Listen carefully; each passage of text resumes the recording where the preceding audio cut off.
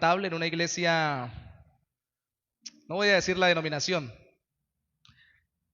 pero era tal la perspectiva dualista, cuerpo, alma buena, cuerpo malo, eso que viene del mundo griego, que no entendieron o no entendían, pasa dentro del catolicismo romano, ha pasado a muchas iglesias evangélicas que el cuerpo en sí mismo no es malo, el pecado no solo ha contaminado nuestro cuerpo, también nuestra alma, el cuerpo es parte de nuestro ser diseñado por Dios.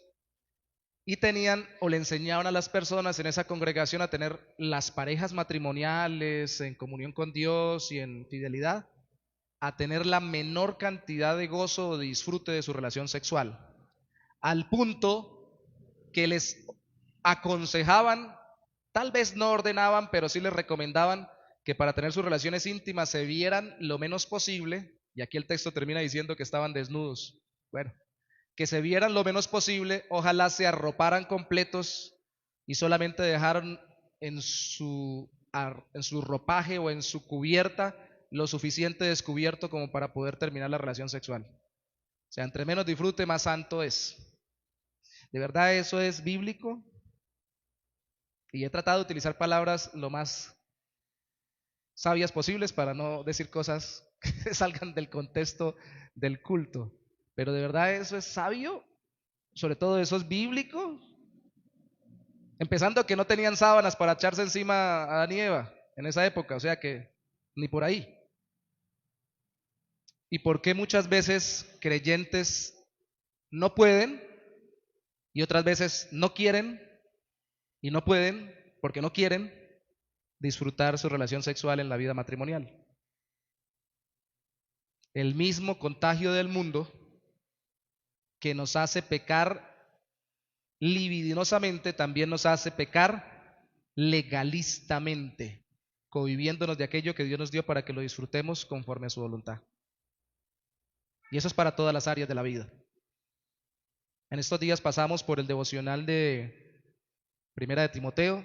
Yo me confundí, puse que íbamos para Tito. Vamos para Segunda de Timoteo. Lo terminamos ahorita el lunes, mañana. Mañana vamos a tener devocional a las 6. No lo hago los lunes, lo voy a hacer mañana para terminar la carta de Segunda de Timoteo. Pero pasábamos por la carta de Timoteo, la primera, y yo preguntaba sobre la piedad y el contentamiento. Y cuando estábamos con mis hijos compartiendo el tema, ¿se puede ser rico y cristiano? O sea, buen cristiano. ¿Se puede tener dinero, abundante dinero, según el texto en Primera de Timoteo, capítulo 6, y disfrutar de lo que Dios nos da en abundancia sin pecar? Pues eso es lo que dice el texto. Con tal de que no pongamos la esperanza en las riquezas que son inciertas, las podemos disfrutar porque Dios nos las da abundantemente. Lo que Dios nos da, lo podemos disfrutar. El problema es el amor al dinero. El problema es que no estemos contentos mientras estamos forjando lo que forjamos. Eso mismo pasa con todo, incluyendo con la sexualidad. Y eso es lo que quiero enseñar hoy, o lo que quiero que veamos hoy. El ser humano fue diseñado para encontrar satisfacción íntima en lo que Dios creó para él, especialmente su relación conyugal, obviamente por la fe en Cristo. Es lo ideal, porque en esa relación conyugal puede disfrutar de su sexualidad sin vergüenza. Eso es lo que dice el texto. Puede haber una relación sin avergonzarse. Y a veces, vuelvo y le repito, uno es el extremo libertino, otro el extremo legalista. Las dos L's nos atacan a los cristianos. Y yo no sabía que yo soy medio platónico, no de amor platónico, aristotélico, perdón.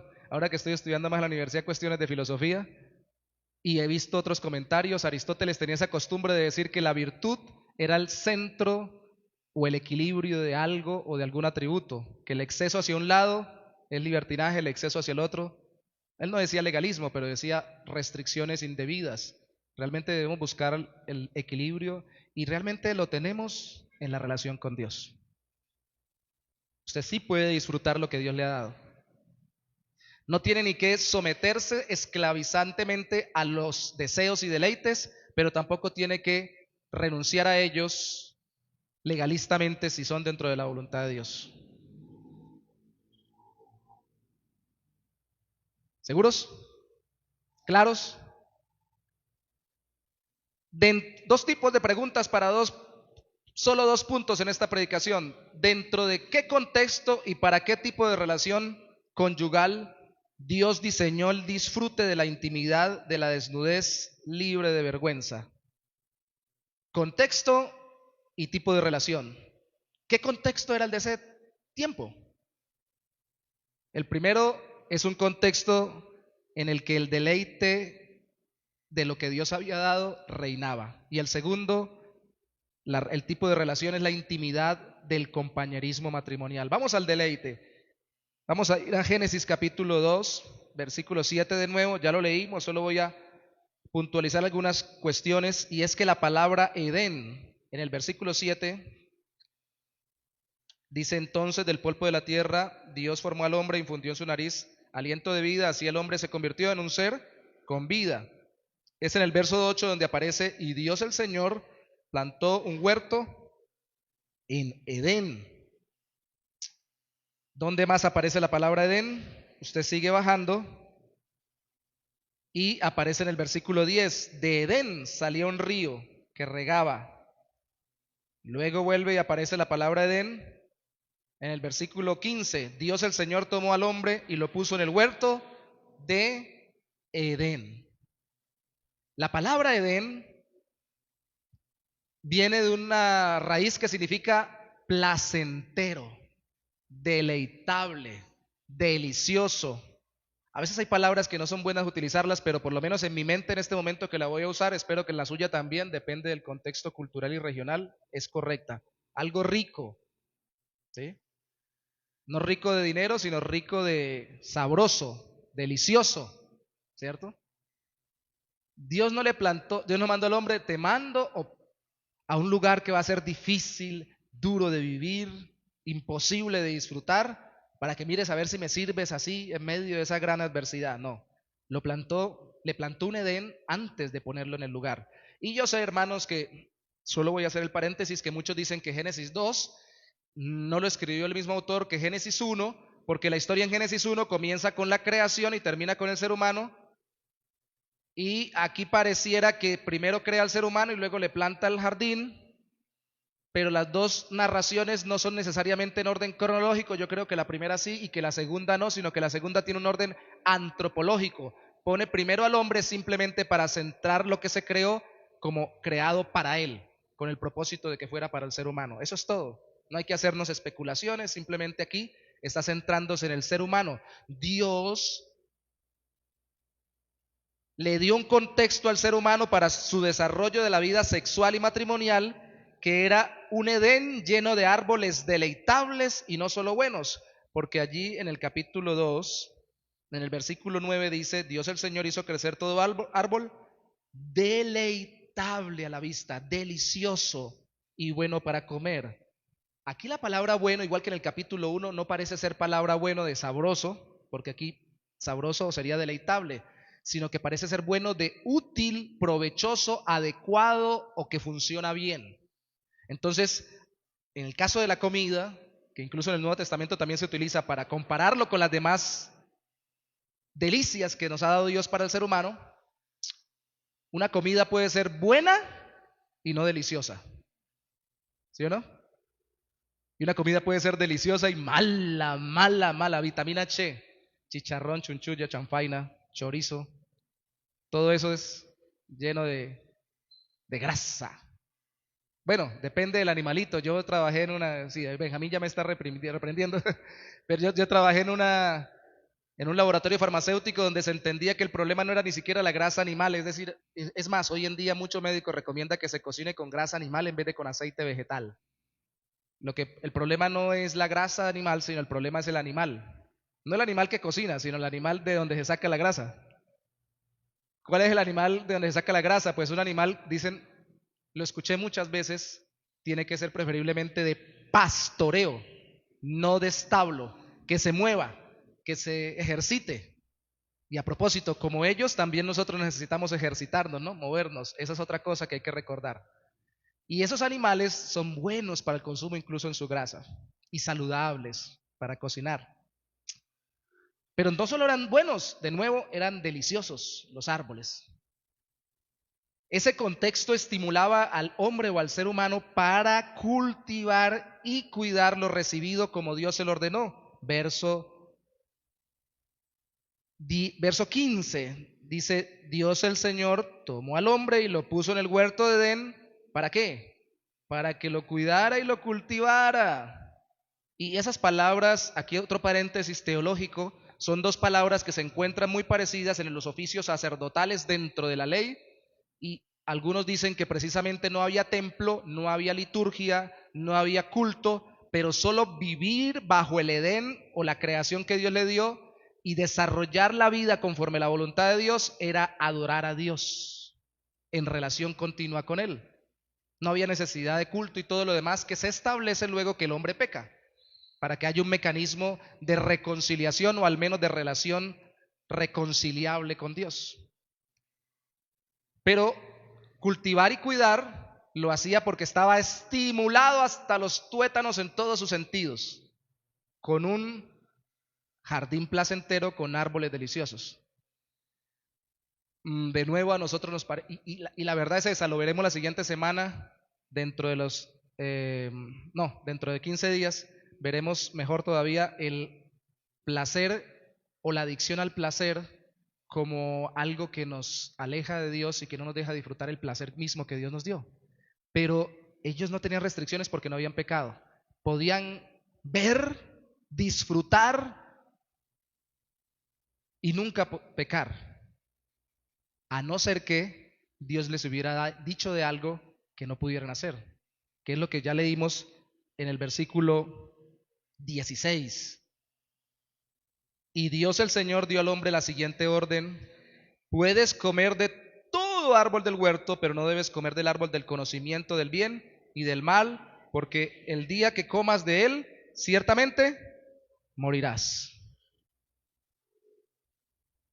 El deleite en lo que Dios dio al ser humano se basaba en el ambiente del Edén, con todo deleitable y no solamente bueno, pero con una sola restricción de lo que tenía para disfrutar.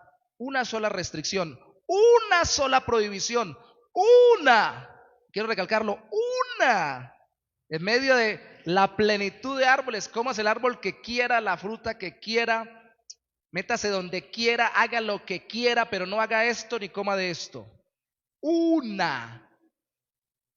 Y yo digo que eso debía estimular la gratitud obediente que mantendría a Dios por sobre el deleite. El hombre debía decir: solo una cosa me ha prohibido el Señor. El ser humano debía decir eso: todo me lo ha entregado, entonces voy a ser agradecido y obedecer en eso único que me ha restringido. De hecho, incluso esto se aplica también en la sexualidad. Por ejemplo, hoy tocábamos en la escuela bíblica el ejemplo contrastante de un capítulo a otro entre uno de los hijos de Jacob, Judá, que termina acostándose con una mujer que pensaba que era prostituta y resultó ser la esposa de su hijo, luego de su siguiente hijo y luego del que no le quería dar como hijo. Ella fraguó eso, contrastado con el siguiente capítulo donde aparece José, el hijo menor, el que habían vendido sus hermanos, donde la misma mujer del patrón de él, Potifar, le pregunta que si quiere estar con él y él le dice que no porque todo se lo ha entregado él menos a su mujer. Una cosa no le puede agarrar a Potifar y es la mujer. Cualquier mujer, pero una. Y esa es la perspectiva. La distorsión pecaminosa, que la seguiremos viendo luego, es: mire lo uno que le prohibió al Señor, qué terrible que es Dios. Lo veremos en Génesis capítulo 3.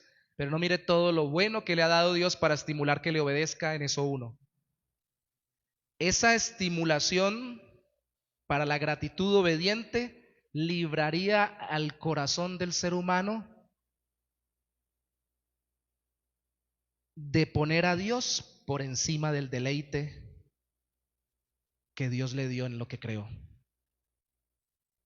De nuevo, la gratitud obediente frente a lo que Dios nos restringe hace que nosotros pongamos a Dios por encima del deleite que se nos ha restringido, porque hay mucho más deleite que Dios nos ha permitido.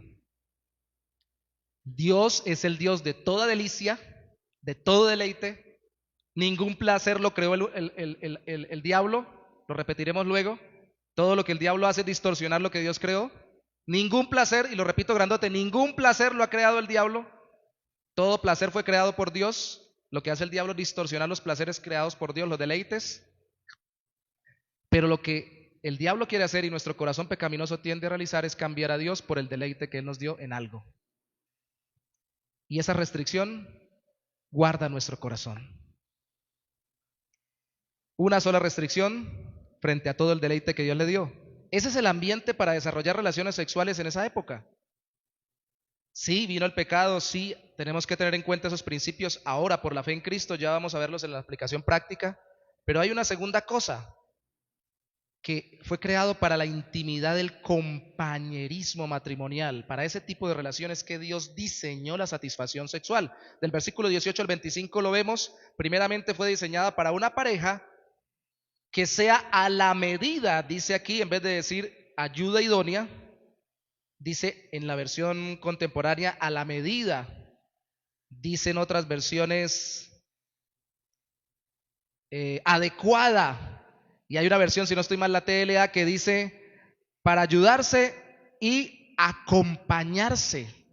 Y por eso pongo que es una pareja que sea a la medida para no vivir solo, porque el problema es vivir solo. El problema que Dios detecta en el versículo 18, que se termina solucionando hasta el final del capítulo, en el versículo 25. Necesita compañerismo íntimo de carne y hueso a través de alguien que sea como él. Después de que Dios detecta el problema, lo leímos, está solo, no es bueno que esté solo, no es útil, no es aprovechable, desarrollamos una forma de mirar, y yo creo que obviamente Dios fue, como siempre con nosotros, muy pedagógico o didáctico, le fue colocando a Adán a los animales para que le pusiera nombre, y dice que después de eso tampoco se halló entre todos los seres creados ninguno que fuera a la medida, dice esta versión, o que fuera idóneo, o de acuerdo, o que fuera suficiente ayuda y compañía. Esa palabra idóneo, que traduce la Reina Valera del 60, es una palabra que significa contrario, pero no contrario de llevar la contraria, sino contrario de contraparte, de complementario. Por eso hablo de que la pareja son la medida de Dios para nosotros, pero complementaria para no vivir solos. Es decir, que nos podamos mirar rostro a rostro, cara a cara, persona a persona, y podamos relacionarnos de una forma que nos acompañemos.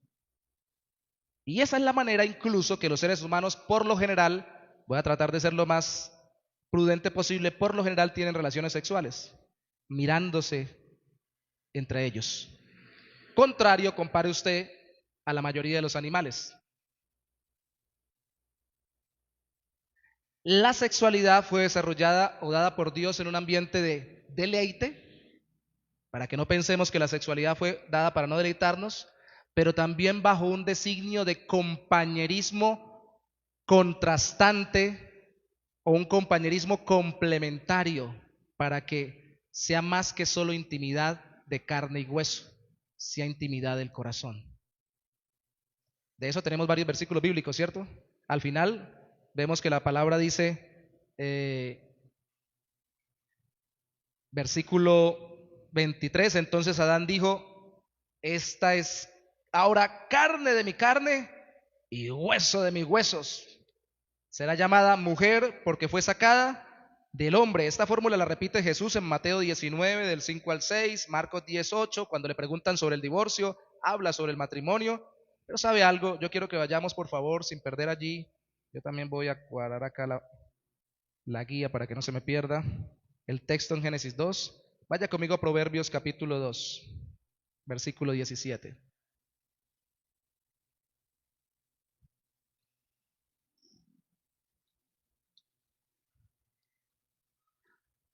Se supone que esto del diseño nos desliga de la distorsión del mundo pecaminoso. Proverbios capítulo 2, versículo 17.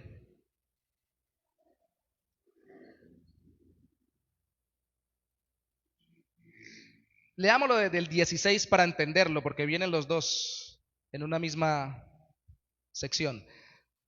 2:16. Te librarás de la mujer ajena, de esa extraña que con sus palabras te halaga, pero abandona al compañero de su juventud y se olvida de su pacto con Dios. Es decir, esa mujer adúltera que quiere conquistarte es una mujer que está abandonando, mire lo que dice ahí, no solo a su marido, resalte o subraye en su corazón y en su mente, compañero. Compañero ñero, compañero. De ahí viene la palabra ñero en Colombia. Compañero. ¿Eso solamente es para la mujer? ¿Tiene como compañero el hombre? Bueno, antes, como vimos la parte del deleite, no lo toqué el texto, pero como estamos ahí cerquita, pase a Proverbios capítulo 5, porque eso también nos deja en claro que para eso fue diseñada la sexualidad, también no solo para tener hijos, sino para recrearnos o deleitarnos. Verso 18, bendito sea tu manantial. Y esto es un lenguaje metafórico que habla del cuerpo mismo. Alégrate con la mujer de tu juventud, con esa cervatilla amada y graciosa. Eso eran cosas bonitas, hermana, no se vayan a poner bravas. No le estaba diciendo insultos a ella, era un halago. Cervatilla amada y graciosa, sáciate de sus caricias en todo tiempo. O sea que la sexualidad también es para la saciedad o el deleite. La sexualidad es para saciar o deleitar al ser humano. De hecho, solo hay una versión, creo que es la nueva versión internacional, que dice, sus pechos te satisfagan todo el tiempo. ¿Y por qué sabemos que son pechos? Porque más adelante dice que no se pegue al pecho o al busto de la ajena. Sencillamente está diciendo disfruten su vida íntima y sexual. Primer punto, el entorno del deleite. Pero segundo, estamos viendo el deseo de compañerismo y el propósito del compañerismo. Solo de acuerdo a Proverbios 2 para la mujer o también para el hombre debe verla a ella como compañera. Vaya conmigo por favor a Proverbios 10. No, Proverbios no. Vaya a Malaquías capítulo 2. La semana pasada solo lo mencioné cuando era al final. Por favor, vaya conmigo hoy a Malaquías. Está después de Génesis y antes de Apocalipsis. Es el último del Antiguo Testamento.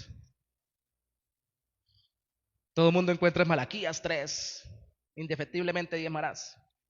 Pero Malaquías, aunque tiene grandes reprensiones, también tiene grandes enseñanzas en medio de las reprensiones del pecado del pueblo de Dios. Malaquías capítulo 2. ¿Qué estaba pasando? Estaban dejando las mujeres y principalmente los sacerdotes a las mujeres judías por mujeres extranjeras. Y dice el capítulo 2 en el versículo 14. Y preguntan por qué. Pues porque el Señor ha visto que has sido desleal con la mujer de tu juventud, con tu compañera, con la que hiciste un pacto. Y bueno, yo quería resaltar la semana pasada el versículo 15 que dice, ¿acaso Dios no los hizo un solo ser en el que abundaba el espíritu? ¿Y por qué un solo ser? Pues porque buscaba obtener una descendencia para Dios.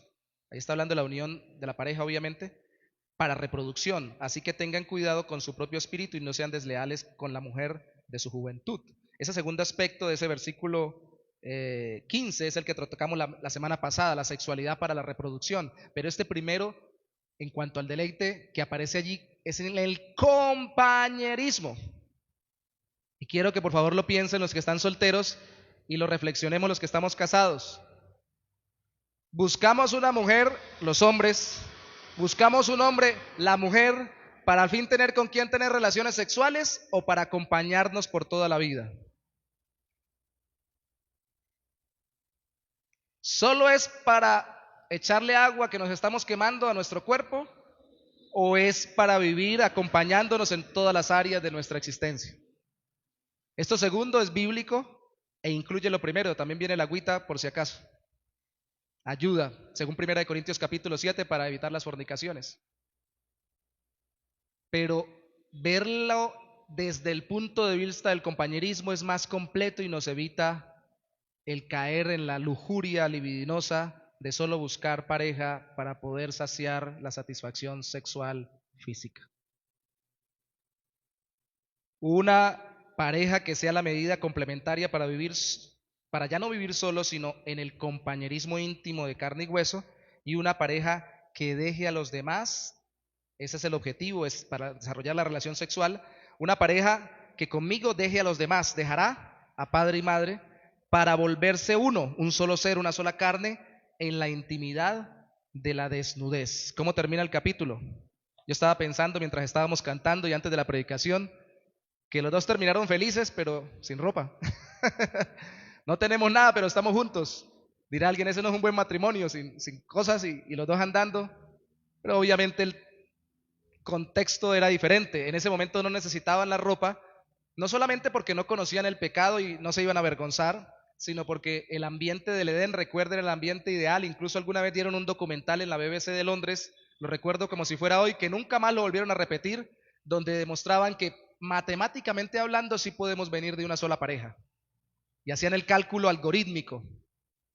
Y supuestamente encontraban el sitio donde quedaría el Edén, un jardín, utilizando las coordenadas que dan con los ríos que todavía existen, Tigris y Éufrates, y con los que posiblemente existieron en esa época, según la Biblia existieron, pero que para ellos era solo posible.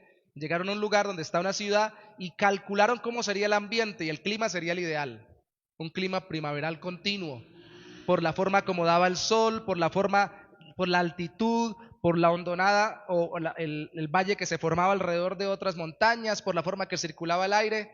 Mejor dicho, no tendrían que estarse cubriendo por el frío, por lo menos. Pues podían andar en clima precioso y perfecto. Además, estaban ellos dos solos. ¿Cuál era el problema de que alguien los viera? Y delante de Dios no se avergonzaban porque no habían pecado o no se habían rebelado contra Dios. Pero ¿qué pasa? Es que la desnudez implica la intimidad, la relación profunda del corazón. Y yo voy a ir haciendo las conclusiones prácticas. Debemos agradecer al Señor por la sexualidad con la que nos bendijo, para que nos acompañemos mutua e íntimamente en el matrimonio. Yo sé, hermanos, que el texto de que se unieron y se hacen una sola carne también lo aplica Pablo en 1 Corintios 6 para el caso de un hombre que se estaba acostando. 1 Corintios 6, versículos 16 y 17, se estaba acostando con su madrastra y Pablo lo manda a ser reprendido por la iglesia y manda que se le expulse si es necesario de la membresía. Y aplica la fórmula de unirse en una sola carne. ¿Por qué? Porque el matrimonio comienza con la unión sexual, pero no es solo la unión sexual. Y se supone que se espera a tener esa relación sexual con aquel que se quiere o con aquella que se quiere, esa pareja que quieren tener intimidad de compañerismo por toda la vida. Y por eso el mundo nos ha metido en la mente que no es así, que si usted quiere comer, coma, que si usted quiere tomar, tome, que si usted quiere dormir, duerma, y que si quiere tener relaciones sexuales, tenga, no importa con quién. Eso es mentira bíblicamente hablando, porque la relación sexual fue diseñada primeramente para tener hijos, y usted si se acuesta con alguien así no quiere tener hijos, y fue diseñada secundariamente para desarrollar un proceso de intimidad del corazón. Y si usted se quiere acostar con alguien solo por una noche o solo por un momento, no quiere desarrollar intimidad del corazón. No es ese el propósito de Dios. ¿Qué recomendamos entonces? Primero, aceptar y disfrutar la relación sexual en el matrimonio como algo mandado por Dios. Cuando veamos lo de la distorsión, yo siempre enseño y a mí mismo me digo, y a cualquiera antes de casarse y después de casado también le recuerdo, que empecemos por lo sencillo, no por lo complicado. Quitémonos de la cabeza todo lo que el mundo nos ha enseñado para las relaciones íntimas y de pareja y empecemos por lo básico. Simplemente es que yo acepte que debo y puedo disfrutar esa relación sexual si es un matrimonio conforme a la voluntad de Dios, conforme a lo mandado por Dios. Porque no solo es para que tenga hijos en su momento, sino también para darme deleite conyugal como reflejo de mi deleite, escuche esto, en la relación con Dios por medio de Cristo. Queremos desarrollar una serie de enseñanzas sobre los encuentros con la presencia de Dios que están registrados en la Biblia para que aprendamos a desear encontrarnos con el Señor continuamente en nuestra vida devocional. Cada vez que Abraham se encontraba con Dios, cuéntelo usted con los dedos de la mano, algo pasaba en la vida de Abraham y en el corazón de Abraham. Y si nosotros no mantenemos una relación, una comunión con Dios, por medio de la fe en Cristo, una vida devocional activa, no vamos a poder ni controlar ni modular nuestra vida de relación conyugal, incluso dentro del matrimonio. Por eso es que 1 Corintios 7 dice que se pueden abstener de tener relaciones sexuales, pero para dedicarse sosegadamente ¿a qué? ¿A qué? Wow, a la oración, muy bien. Y si no cultivamos la oración, ¿cultivamos qué? La idolatría, porque no desarrollamos una costumbre de juntos caminar con Dios cada vez que nos miramos, o nos comemos idolátricamente para dejarnos llevar por el deseo del uno por el otro, o nos comemos conflictivamente para pelear el uno contra el otro, porque el ídolo se nos cae y cuando no es como yo quiero, hay conflicto continuo. Lo primero es tener una relación con Dios por medio de la fe en Cristo. Y lo segundo es poder tener una relación con la pareja delante de Dios. Podemos deleitarnos, pero solo como reflejo de mi relación con el Señor. Segunda recomendación, acéptelo y disfrútelo primero, pero en el Señor. Segundo, recuerde y cuide que la relación sexual sea reflejo o apoyo de la intimidad emocional. Primero el Señor, luego lo disfruto porque es dado por el Señor y conforme la relación con Él lo disfruto ahora bajo la voluntad de Él, pero ahora debo recordar y cuidar que esa relación sexual sea reflejo o apoyo de la intimidad emocional. Y escucha esto que voy a decir, que lo voy a explicar lo más rápido posible. Aprovechando la apertura de la desnudez para mejorar la relación del corazón o para consolidarla, si ya está bien. Como consecuencia también de nuestra relación espiritual en la que nos presentamos desnudos ante Dios por la fe en Cristo. Bueno, yo siempre que oro al Señor, alguien me ha criticado alguna vez porque desde el púlpito he dicho que en algunas ocasiones yo oro cuando estoy en el baño, más específicamente en el inodoro. Me ha dicho que eso suena muy cochino, pero yo he dicho, yo trato de orar más reverentemente y continuamente en otro lugar, pero el Señor conoce que hay en mi intestino, esté sentado en la taza del inodoro o esté bien, como hoy, bien bañado y bien vestido. Él sabe qué tengo por dentro y por fuera. Claro, guardo la reverencia, pero no obvio o no olvido la realidad, que ante los ojos de Él, todo en mi vida está desnudo, descubierto. La desnudez, alguien dijo alguna vez que el matrimonio es buscar a alguien con quien estar desnudo, y lo dijo por la palabra de Dios. Simboliza vulnerabilidad, quedar expuesto, que alguien me vea y me conozca, como soy en lo físico. Uy, tiene una verruga, uy, uy, uy. Se den cuenta también de lo que hay en mi corazón. La relación sexual se supone que es una llave física para la apertura del corazón.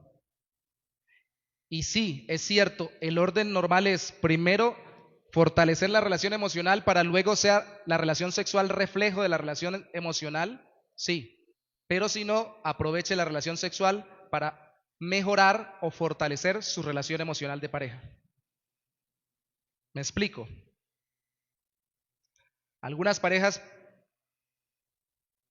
involucrémonos, dijo alguien, pero participo. Algunas parejas nos ponemos tan exigentes que decimos, no, si no vivimos en paz, amor, tranquilidad perfecta durante por lo menos un mes, no voy a tener relaciones sexuales contigo, le dicen a su pareja. Porque yo soy sensible, y a veces no lo dice la mujer, a veces lo dice el hombre, ¿no? Aunque les parezca raro. Porque me siento mal en tener relaciones contigo así. Eso es llevarlo al extremo. Porque así como a veces tenemos que comer cosas que no son para mejoría de nuestra salud, volvemos al ejemplo de otras cosas de nuestro deleite en el Señor, en este caso físico, y que luego de comerlas, como cuando yo estaba joven, tuve que aprender a comer ensaladas luego de que no comía nunca porque era una montaña de barros en mi cara para mejorar la digestión, y aprendí a comer aunque no me gustara el pepino, y ahora me fascina el pepino. Así nosotros desarrollamos una afinidad emocional con aquello que también experimentamos un encuentro físico, y especialmente cuando aquello no es una cosa, sino que es una persona, incluso con la que tenemos rivalidad o problemas. Claro, Claro, si se acaban de discutir y pelear al punto de decir que se van a separar, pues no es el momento, vamos a tener relaciones. No, no, tampoco. Eso es la exageración. Pero yo estoy de nuevo pidiéndoles y pidiéndonos en medio de nuestro mundo cristiano que dejemos de ser tan perfeccionistas al punto de ni siquiera poder disfrutar nuestra relación conyugal física, pensando de que si no somos la pareja ideal en el llevarnos en el genio, en el carácter y en el tener todos los propósitos y todas las cosas bien establecidas y nunca tener ninguna dificultad, entonces no vamos a tener relaciones sexuales. No, no, no y no. Porque el amor bíblico principalmente es un amor de Dios para con nosotros, de compromiso. Él vino en Cristo, Dios se hizo hombre, se sacrificó por nosotros sin todavía que nosotros le despertáramos ni la más mínima posibilidad de cariño por nosotros, porque lo que le despertábamos era la ira suya para juzgarnos por nuestro pecado. Éramos enemigos de Dios. Y Él decidió amarnos y vino. Como cuando vimos en el perdón, Cristo enseña, decida restaurar la relación y vaya al que lo ha ofendido. Decida romper el problema emocional y utilice incluso la relación sexual y quítese de la cabeza que la relación sexual es solo la finalización de la misma o ya el tener completa relación con todo lo que incluye. Va desde miradas, pasando por toques, simplemente por abrazos, hasta llegar a lo más extremo de la relación sexual. Claro, también desmitologice el otro extremo. No toda persona que me toca quiere tener una relación sexual conmigo. Hay toques de toques. Hay toques de compañerismo, de amor cristiano. Por eso la Biblia llama el ósculo santo, abrazarse y darse un beso incluso en ambas mejillas. Pero cuando yo voy a desarrollar una relación sexual, no solamente tengo que buscar el final, sino fraguar desde el principio. Tengo que desarrollar contactos, apertura de mi corazón para poder relacionarme con la otra persona. Y a veces eso no se aprovecha. No se aprovecha porque en ese momento el corazón queda desnudo. Y la persona más dura a veces se sensibiliza y abre su corazón. Estamos desnudos delante de alguien que Dios puso para que nos acompañara toda la vida. A veces el que es más duro afloja, a veces el que es más sensible se fortalece y siente que lo aman porque está teniendo un contacto. Y de nuevo, no somos un alma en un cuerpo, somos alma y cuerpo, somos un solo ser. Yo no solo soy mi alma, soy mi cuerpo. Las dos cosas, lo que hago en el cuerpo repercute en mi corazón. O enférmese, a ver si usted no se pone triste porque está enfermo. Y lo que pasa en mi corazón también repercute en mi cuerpo. O póngase triste, a ver si de pronto no se enferma por estar tan triste. ¿Sí? Somos un conjunto. Y de nuevo, pareciera de los cristianos, y hay que renunciar a esa división dicotómica, cuerpo y alma. Yo soy creyente en el alma, pero el cuerpo, no me importa. Úselo conforme Dios se lo diseñó en el vínculo matrimonial, porque ante Dios estamos desnudos y cuando estamos desnudos ante nuestra pareja sirve para poder desnudarnos en el corazón y encontrar más intimidad o mejor relación. Y tercero, convencernos de que el deleite de la relación sexual debe apuntar, ya lo he dicho, pero lo quiero puntualizar al final, debe apuntar al corazón del otro antes que a su cuerpo. Y esto va en varias formas. Dije libertinaje, dije legalismo, ambos son igualmente pecaminosos. Cuando mi deleite sexual solo apunta al cuerpo de la otra persona es un objeto para mi satisfacción física. Y ya. Y ya. Y cuidado, porque eso es lo que cultivamos estando solteros y pensamos que estando casados eso pasa. Si no lo lidiamos incluso estando solteros, estando casados se potencializa, porque no nos sirve ni para abrir el corazón ni para ayudar al otro a abrir el corazón, porque esa no es nuestra perspectiva. No pensamos en la vida entera de la persona, sino que solo pensamos en nuestra satisfacción sexual. Eso va a ser tema de la siguiente charla. Pero si pensamos en el corazón y no solo en el cuerpo, evitamos el pecado sexual. Una de las formas en que Pablo le recomienda a Timoteo que se guarde en su corazón en el trato con las personas a su alrededor es que le dice: a los ancianos, trátelos como a padres en la iglesia, a las ancianas, trátelas como a madres, a los jóvenes como hermanos y a las jovencitas como hermanas. Dice él, mírelas con pureza, mírelas como personas, No mire su cuerpo, mire su corazón. Y vamos a tocar el tema de eso de no mire mi cuerpo, sino mire mi corazón, porque lo debo hacer de aquí para allá, pero no lo debo exigir de allá para acá. Yo no puedo venir con poca ropa y decir, no mire mi cuerpo, mire mi corazón. No, porque se me va a ver el cuerpo, ¿cierto? Pero sí debo, así la otra persona viniere casi desnuda, tratar de mirar su corazón. Eso evita el pecado sexual, pero al mismo tiempo el otro extremo del libertinaje es el legalismo autoimpuesto o impuesto sobre otros. Entonces yo vivo siendo un perseguidor, un vengador de Dios. Me vivo dando látigo porque en algún momento tuve un mal pensamiento, entonces yo y me lacero, me lastimo en vez de venir delante de Dios y lidiar con eso y fuera. ¿Y cómo lidio con eso? El Señor está en mi corazón, Él me ha perdonado y pienso en la persona como alguien que es una persona y no es solamente un cuerpo que puede satisfacer un deseo sexual. Y así entonces me libro de pecar con otro y me libro también de yo estarme dando látigo cada vez que caiga. Rápidamente evado el quedarme ahí profundizado o darle látigo a los demás. Porque como yo no soy, imagínese usted que usted venga a casarse con una persona que ha estado en la prostitución. Ya el Señor la restauró, ya la cambió, ya ella es diferente, ya ella es distinta. Entonces de aquí en adelante vamos a seguir toda la vida totalmente transformados. Ya nunca va a ser tentada, ya nunca va a pecar, pues se casó con un ídolo en su propia mente y en su propio corazón. Porque esa no es la realidad. Pero tampoco es la realidad que esa persona esté cayendo deliberadamente ni continuamente porque lo quiere, porque lo desea y porque le aborrece a esa persona. Pero como la otra persona, yo que me casé, si es así el caso, o la persona, una mujer que se casó con un hombre, con alguien que se había prostituido, entonces como yo no conozco ese mundo, vivo a cada rato diciendo, otra vez va a volver a lo mismo, y vivo a cada rato prejuzgándolo o prejuzgándola porque yo no viví ese mundo ni caí bajo ese pecado. De nuevo, el uno, porque lo practicó, puede que sea tentado a pensar en el cuerpo más que en los corazones. El otro, porque no lo practicó, vive pensando que el otro vive pensando en el cuerpo y no en los corazones, y ambos viven enfocados en la relación sexual en vez de en el corazón del otro. ¿Se da cuenta qué tan obsesivos podemos ser con la parte íntima en vez de mirar la cuestión integral conforme Dios la diseñó? El compañerismo de corazón. Pongamos nuestros pies, por favor, para orar en esta mañana. Dios no solamente redime nuestras almas, sino también nuestros cuerpos en Cristo, y tan es así que nos ha preparado un cuerpo glorioso para que podamos vivirlo en la eternidad con Él, y no solo con un alma regenerada. Padre, hay tantas cosas que vamos a seguir tocando en estos temas, Señor, pero sobre todo queda en evidencia que nuestro corazón se impone muchas veces por encima de tu palabra, o se quiere imponer, no puede imponerse. Y por eso pedimos que tu Espíritu sea llenándonos de la convicción de que primero tú eres bueno y que nos has dado todas las cosas abundantemente para que las disfrutemos.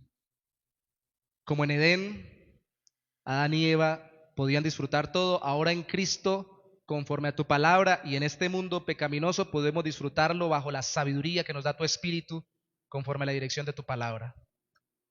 Pero también, oh Santo Señor, queremos que estas relaciones de pareja sean reflejo de la relación contigo y no el reemplazo idólatra de lo que es la relación contigo.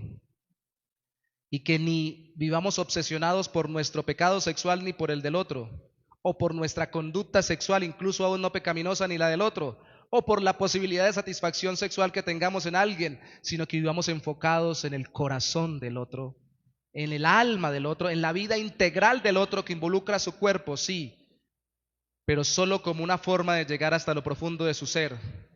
Que los matrimonios sean una verdadera vida de compañerismo, que se vaya desarrollando cada vez más, que se vaya abriendo cada vez más a más aspectos y que no se quede enfocado como tal vez muchos habrán empezado o muchos podrían empezar solo enfocados en la sexualidad. Eso no es el matrimonio, o al menos eso no es solo el matrimonio, eso es reduccionismo.